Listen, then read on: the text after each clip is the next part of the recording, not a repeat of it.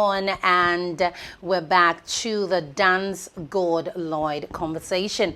Now, he says that he had to lie about his roots just to secure jobs.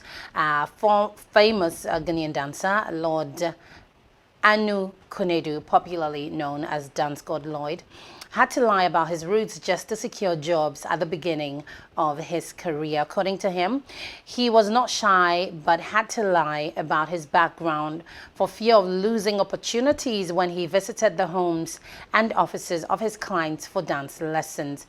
You go to people's houses, these people are well-to-do, people of class, and when you go to their houses to teach them, they want to know you well, your background, where you're coming from, what if you're up to something else. Sometimes when I go to people's homes, I tell them I'm from Tema, or I just say I live around, because they had this perception about where I was coming from, which is a shaman. He shared in an interview when he finally had a wake-up call. He promised to live the truth and be proud of the community that raised him despite the risk to his career. He said, and I quote, "One time I was like, I need to stay true to myself, because here I was motivating others on Instagram. I was contradicting myself. I needed to face reality. So I started telling people that I am from a shaman," he said, unquote. So this is just Dancegod Lloyd saying that, you know, typically you're going to the home of a wealthy person, or maybe just a rich person, and they ask where you're coming from, and you say a shaman, and then eyebrows are raised because, like, really? Okay, a shaman, yeah.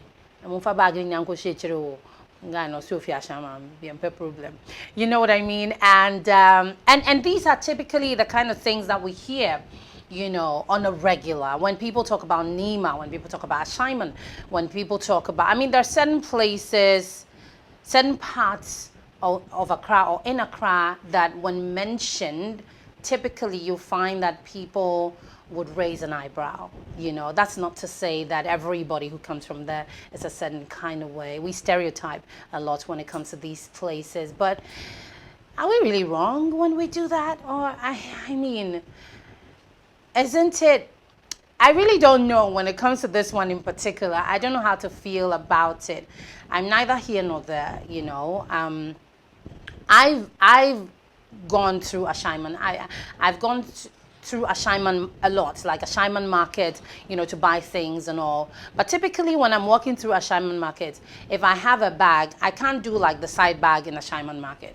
Not that anybody has taken anything from me before from there, no, far from that. But I'm always on the alert when I'm moving through a shaman, like, you can't be loose, you know what I mean?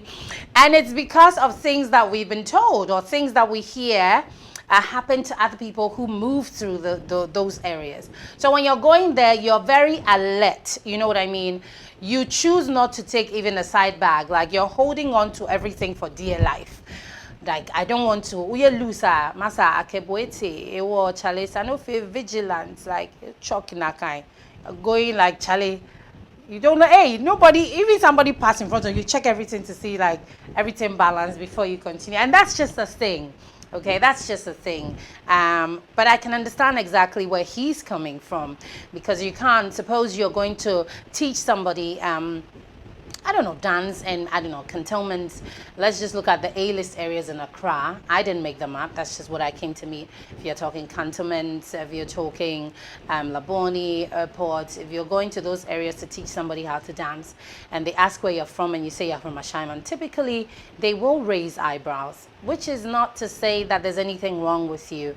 But I'm guessing if you focus on what you have to do and you do it just right, they will get over it. And you will give them a whole new impression of people who come from a shaman. So that's just that for Dancegod Lloyd. Now, we move on to Wizkid, who made quite the statement when he actually dismantled the entire stage at Afro Nation and built a whole new stage for himself. Okay, now internationally renowned Afro